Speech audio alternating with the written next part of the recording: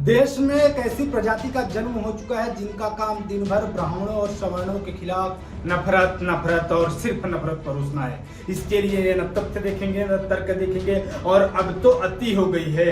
ये इतिहास को, ऐतिहासिक तथ्य को, ऐतिहासिक किताबों को भी गलत ठहरा रहे हैं।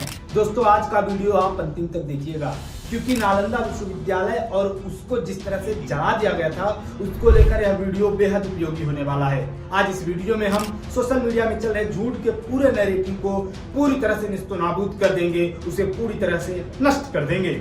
नमस्कार, मेरा नाम है शुभम शुक्ला और आप मेरा यूट्यूब चैनल देख रहे हैं। वीडियो में आगे बढ़ूं उससे पहले आपसे निवेदन है कि अगर आपने मेरा यूट्यूब चैनल अभी तक सब्सक्राइब नहीं किया है तो कृपया इसे सब्सक्राइब कर ले और घंटी वाली बटन भी दबा लें। अब बात मुद्दे की। 19 जून को जब से प्रधानमंत्री नरेंद्र मोदी ने बिहार के पटना से लगभग 100 किलोमीटर दूर नालंदा विश्वविद्यालय को एक बार फिर से उसे जागृत किया, उसका निर्माण करवाया है और उसका उद्घाटन किया है, तब से नालंदा विश्वविद्यालय एक बार पुनः चर्चा में है। मुझे लगता है कि मुझे किसी को ये बताने की जरूरत नहीं है कि नालंदा विश्वविद्यालय क्या है और इसका कितना स्वर्णिम इतिहास रहा है, लेकिन आज मुझे ये बताने की जरूरत है कि सोशल मीडिया में खासकर ट्विटर पर अब कुछ ऐसे निब्बा आ गए हैं जो फेमस होने के लिए किसी भी हद तक गुजर कर सकते हैं। ये निब्बे ऐसे हैं जो प्रसिद्धि पाने के लिए, चंद लाइक आरटी के लिए न सिर्फ झूठ परोस सकते हैं बल्कि कुछ भी कर सकते हैं। और जब मैं बोल दिया कि कुछ भी कर सकते हैं तो इसका मतलब आप कुछ भी लगा सकते हैं कि इनको सिर्फ फेमस होना, लाइक आरटी पाना है, इसके लिए कभी ये एक्टिंग वो एक्टिंग कुछ भी कर सकते हैं। अब इस लड़की का आप स्क्रीनशॉट देखिए, प्रियंका देशमुख नाम की है लड़की। अब ये सही आईडी है, गलत आईडी है, फर्जी है, फेक है। इसने क्या ट्वीट किया? इसने ट्वीट किया कि नालंदा को ब्राह्मणों ने जलाया था। अब इससे कोई सवाल करने जाए कि तुझे कैसे पता, कहां से तुम्हें पता, तो कोई जवाब नहीं होगा, लेकिन बस ट्वीट कर देना ताकि लाइक और रिट्वीट आ जाए। हालांकि ट्विटर कम्युनिटी जो गाइडलाइन है उसने भी इनको फटकार लगा दी तुरंत, और इनके नीचे जो ट्वीट था उसमें लिख कर आ गया कि आपका यह ट्वीट झूठा है, फेक है, मिस इन्फॉर्मेशन दे रहा है। मानो ट्विटर इन्हें डांट रहा है कि लड़की चुप, क्यों फर्जी खबर फैला रही है, क्यों झूठ बोल रही है। माँ बाप ने यही संस्कार दिए हैं, माँ बाप ने इसीलिए तुझे स्कूल कॉलेज में भेजा था, माँ बाप ने यही पढ़ाया लिखाया है। कुछ भी फर्जी चीजें पोस्ट कर रही हो सामाजिक सद्भाव बिगाड़ने का। ट्विटर इसी तरह से इनको फटकार लगाने का प्रयास कर रहा है क्योंकि इन्होंने झूठ बोला, और ये मैंने ये खुद ट्विटर ने कह दिया है, आप देख लीजिए, और इनको फटकार भी लगा दी है। अब एक और स्क्रीनशॉट देखिए, मैंने लगाया है, इन्होंने तो प्रॉपर वीडियो बना दिया है। नाम है रुचिका शर्मा। अब कौन सी शर्मा है, कैसी है, मैं इस बारे में कुछ नहीं कहूंगा क्योंकि मुझे इनके बारे में कोई डिटेल नहीं, कहाँ की है, कैसी है, क्योंकि आजकल बहुत लोग शर्मा लगा रहे हैं। लेकिन रुचिका शर्मा जी को देखिए, ये भी ज्ञान परोस रही है, झूठा फेक कि ऐसा वैसा। और इनका पहले आप वेशभूषा देखिए कि बढ़िया, पता नहीं क्या आंखों में लगा ली है, बढ़िया है, सौंदर्यता आप दिखेगी, पर झूठ क्यों फैला रही हैं लोगों में, समाज में सद्भाव बिगाड़ने का प्रयास कर रही हैं कुछ भी। और ये जब वीडियो बना रही थी तो मैंने इनका वीडियो देखा तो मुझे लगा कि कोई कॉमेडी कर रही है क्या, ऐसे ऐसे कर रही हैं। नालंदा को तुर्कियों ने नहीं जलाया तो फिर किसने जलाया? इसके हमारे पास 4 सोर्सेस हैं। पहली 2 सोर्सेस कहती हैं कि ब्राह्मण्स ने नालंदा को जलाया। वीडियो बना रही है तो पहले तो मुझे लगा कि कोई कॉमेडी शो चल रहा है, लेकिन बाद में मुझे समझ में आया कि इस लड़की ने तो इतिहास को ही कॉमेडी बना दिया, इसने तो इतिहास को ही मजाक कर दिया। तमाम मीडिया चैनल्स के आप रिपोर्ट देख लीजिए, गूगल पढ़ लीजिए, हर जगह आपको ये मिल जाएगा कि जो नालंदा विश्वविद्यालय है उसको बख्तियार जो था, बख्तियार उसने तोड़ा, जलाया था। बख्तियार खिलजी ने उसमें आग लगाई थी और 3 माह से अधिक समय तक आग जलती थी। लेकिन ये नफरत फैलाने वाले, इनको कुछ भी आए बाएं साएं फेंकना है, और मुझे डर है कि आने वाली युवा पीढ़ी को ये क्या बताएंगे, क्या पढ़ाएंगे, अपने बच्चियों को क्या शिक्षा देंगे।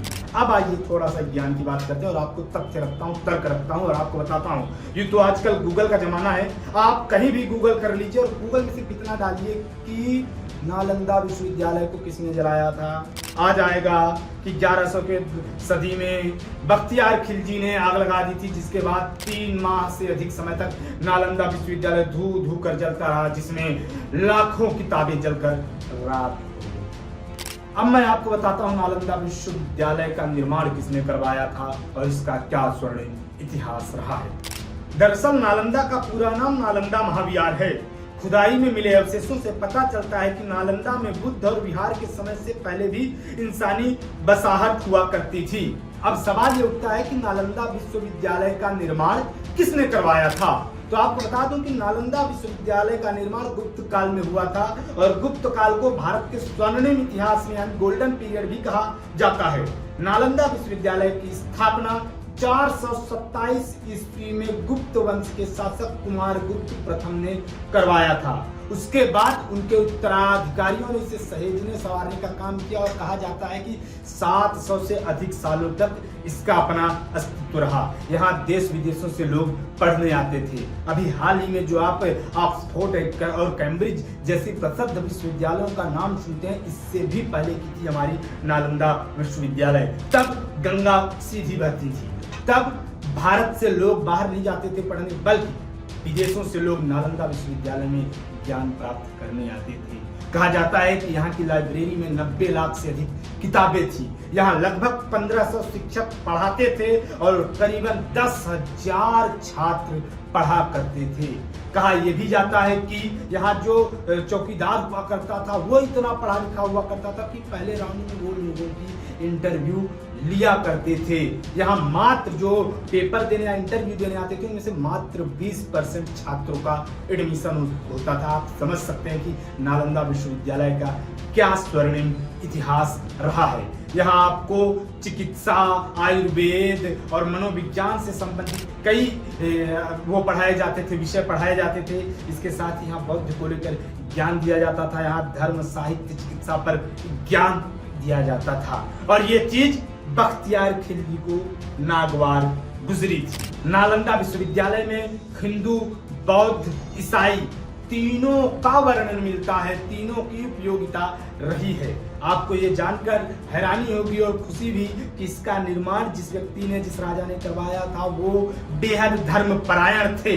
वो हिंदू धर्म के थे और मंदिर निर्माण, पूजा पाठ में रुचि रखते थे। इसके बावजूद उन्होंने यहाँ पर बुद्ध के ज्ञान को भी प्रसारित किया। यहाँ पे बौद्धिज्म की शिक्षा भी दी, जिसके लिए श्रीलंका, म्यांमार जैसे देशों से लोग ज्ञान ग्रहण करने आते थे। अब मैं आपको बताता हूँ कि कब और कैसे बख्तियार खिलजी ने नालंदा विश्वविद्यालय में आग लगा दी। फारसी इतिहासकार मिनाजुद्दीन सिराज अपनी किताब तबाकत ए नासिरी में जिक्र करते हुए लिखते हैं कि खिलजी ने पहले नालंदा विश्वविद्यालय में इस्लाम की शिक्षा का दबाव डाला, फिर हमला कर इस बर्बर कार्रवाई में उसने विश्वविद्यालय को तबाह कर दिया। बख्तियार खिलजी जो कि तुर्क अफगान सेना का सेनापति था, उसने नालंदा विश्वविद्यालय को सिर्फ इसलिए जला दिया क्योंकि उसे लगता था कि यह इस्लामिक शिक्षा से आगे, और वो इतना कट्टर था तो उसे ये लगता था कि इससे इस्लामिक शिक्षा को, उसके प्रचार प्रसार को खतरा है। सिर्फ इसलिए उसने देश में नरसंहार भी किए, उसने कई बौद्ध धर्मगुरुओं की हत्याएं कर दी, उसने निर्दोष हिंदुओं को मार डाला।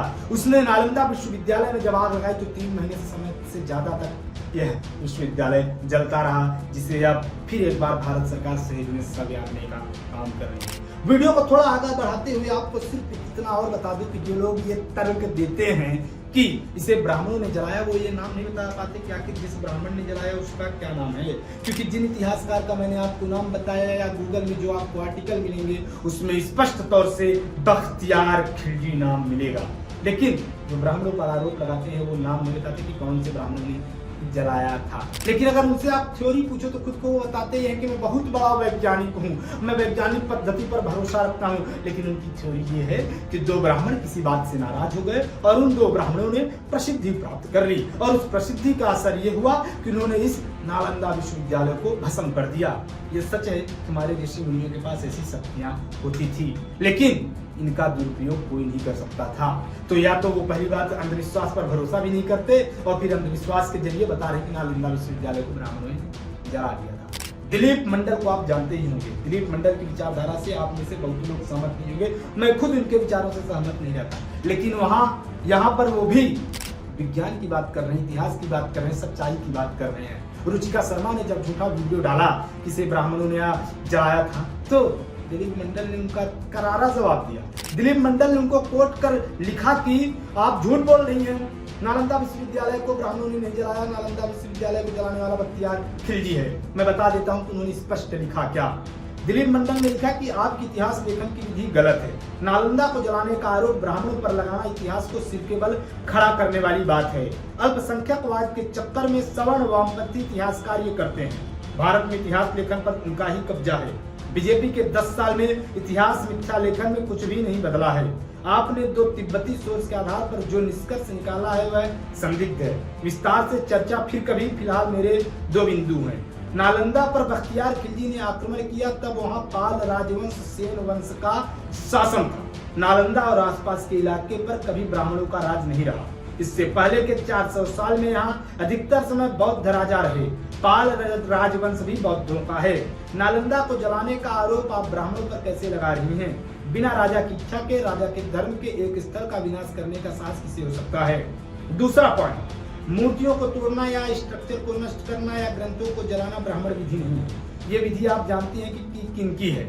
वामपंथी फैज अहमद भी अपनी नज्म हम देखेंगे में काबा से बुत ही उठवा रहे थे और सिर्फ एक अल्लाह का नाम ही ऊपर रखकर सबको नकार रहे थे। एक वही है और कोई नहीं है, या ब्राह्मण दर्शन नहीं है। बुद्ध की मूर्ति तोड़ने की सबसे ताजा घटना भी अफगानिस्तान की है। लिखित इतिहास में इसका कोई प्रमाण नहीं कि ब्राह्मणों ने बुद्ध की मूर्ति तोड़ी या मठ जलाए। ब्राह्मण विधि किसी विचार से जब लड़ती है तो उसको अपने अंदर बचा लेती है। ये साफ सुथरा और अपेक्षाकृत अहिंसक पर बहुत असरदार तरीका है। तथागत बुद्ध को विष्णु का अवतार बना लेना, बुद्ध की मूर्तियों को लाल कपड़े से ढककर पूजा करना, बौद्ध दर्शन को उपनिषद में शामिल कर लेना, ये है ब्राह्मण विधि। ये कई तरह के अपने तर्क दे रहे हैं, लेकिन ये जो मूल बात फिर आगे कहते हैं कि नालंदा विध्वंस पर बाबा साहब यानी बाबा भीमराव अम्बेडकर को पढ़ा जाना चाहिए। कृपया उनकी रचनावली का वॉल्यूम 3 देखें, यानी उनकी जो रचनावली है उसका वॉल्यूम 3 देखें। उन्होंने इस विनाश के लिए स्पष्ट तौर पर मुस्लिम हमलावरों को जवाबदेह बताया है। साथ ही आगे ये इस महिला पर जिन्होंने ये लिखा है, रुचिका शर्मा, उसको कहते हैं कि अपने वैचारिक स्वार्थ के लिए इतिहास की गलत व्याख्या न करें। मेरा मानना है इन सब पुरानी बातों को भूल जाएं। ब्राह्मणों को भारतीय इतिहास का विलेन बनाने की आप कुछ सार्थक कार्य करें। मेरा मानना है इन सब पुरानी बातों को भूल जाएं। ब्राह्मणों को भारतीय इतिहास का विलन बनाने की जगह आप कुछ सार्थक कार्य करें। इतिहास को पॉप फिक्शन बनाने का काम अमित त्रिपाठी जैसों पर छोड़ दे तो सस्ता काम है। तो अब जब दिलीप मंडल जैसे व्यक्ति ने भी बता दिया कि ब्राह्मणों को विलन नहीं बताएं, ब्राह्मण कुछ नष्ट नहीं करते, वो बनाने की विधा पर यकीन करते हैं। मुझे लगता है कि इस वीडियो से बहुत चीजें क्लियर हो गई होंगी। हालांकि बहुत कुछ छूट भी गया होगा जिसे आप अन्य साहित्यों, गूगल से या अन्य लेखों के द्वारा प्राप्त कर सकते हैं। इसी तरह की तमाम जानकारियों के लिए हमारे चैनल को सब्सक्राइब कर लें। धन्यवाद।